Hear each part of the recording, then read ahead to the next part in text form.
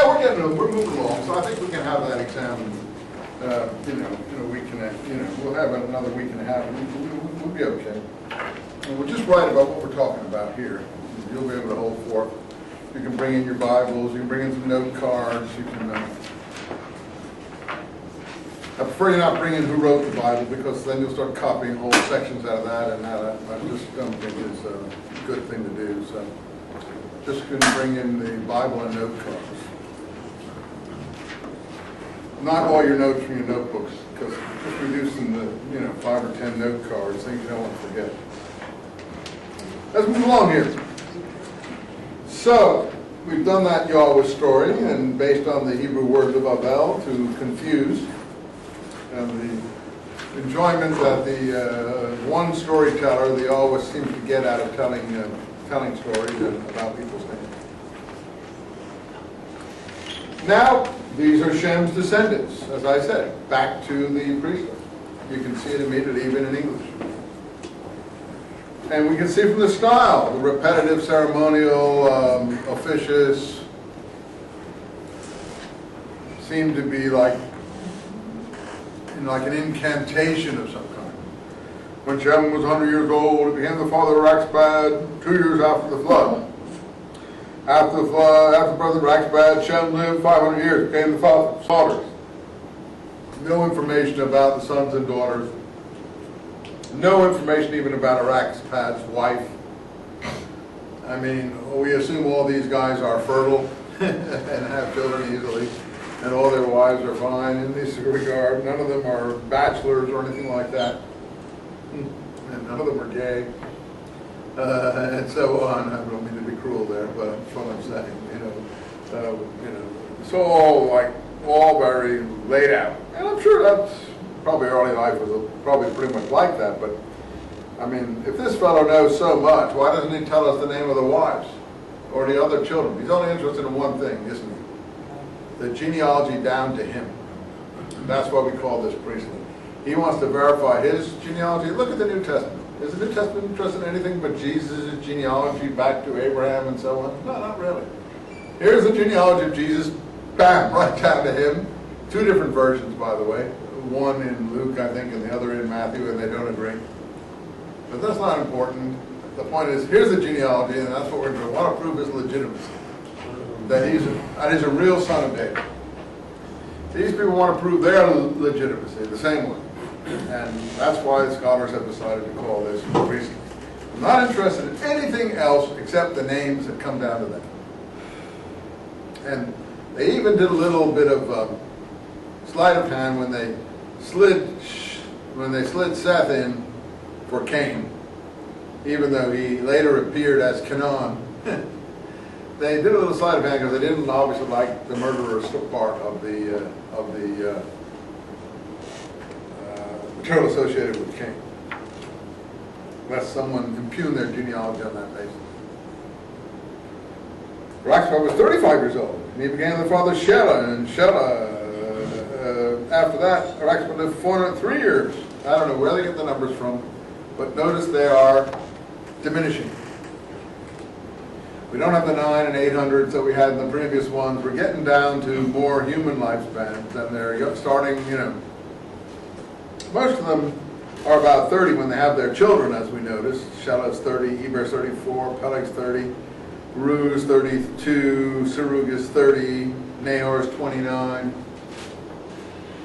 But the others, 403 for Shelah, Eber 430, Peleg 209, Ru 207, Serug 200, Nahor 119, and Terah, well, he's 70 years old when he becomes the father of Abraham. He breaks, and the others are all 30, but I have no idea where I got these numbers from.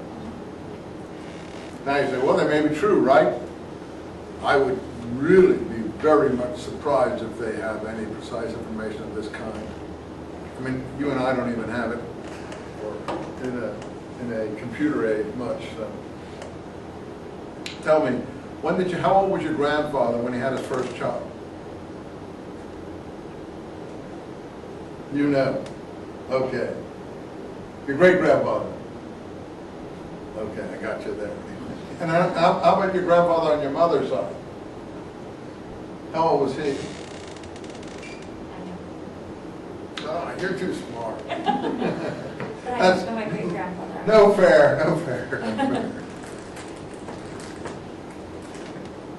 Okay, you're obviously interested in genealogy.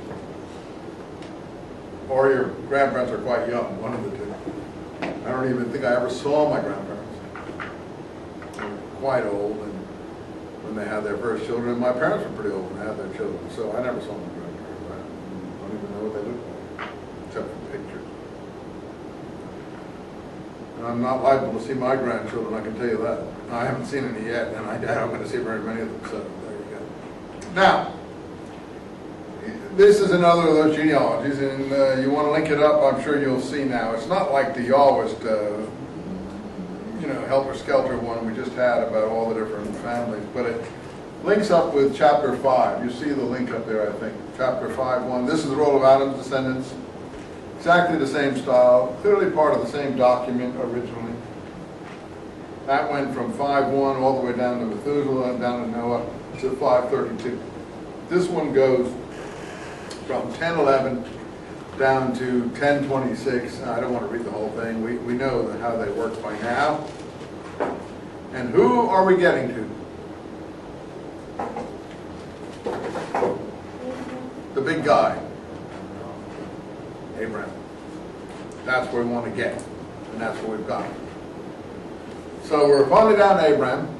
One thing I should point out. Notice line 16, Eber. We've heard about him in the other genealogy, the Yawist one.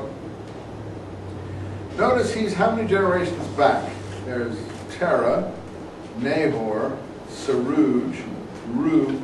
Eber's around 5 or 6 generations back. That's quite a long ways back to say that all these people, his descendants, are Hebrews. But often in Arab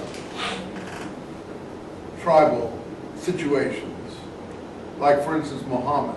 Muhammad's tribe or clan or group. Well, see, it's his clan within the tribe, so that does work because probably the tribe goes further back. But the clan within the tribe are called the Hashemites. And I don't know if you ever heard the Kingdom of Jordan. We hear about the Hashemite Kingdom of Jordan, and we hear about the Hashemite King of Jordan. Why are they called the Hashemites? Because they're claiming to be of the prophet's family. And they take it back to the prophet's grandfather, Hashem.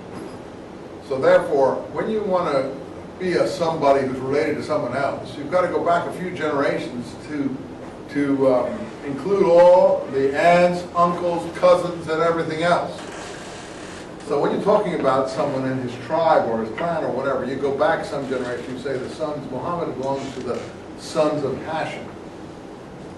He's a Hashemite because his grandfather is called Hashem, and there we get the cousins, aunts, brothers, uncles, and everyone else in under the line. Here we've gone back several to get to Eber to get all the Hebrews. But I mean, that's how it's usually done in any case. Serug, for instance, line 23. Serug is a known area of Mesopotamia. And often the names of people are either confused with or identified with the name of a town or place. So, for instance, here, Terah's grandfather is called what? Nahor. No, Terah's father is called Nahor. Right? So then he becomes the father of Abraham. And then we get, these are Terah's descendants.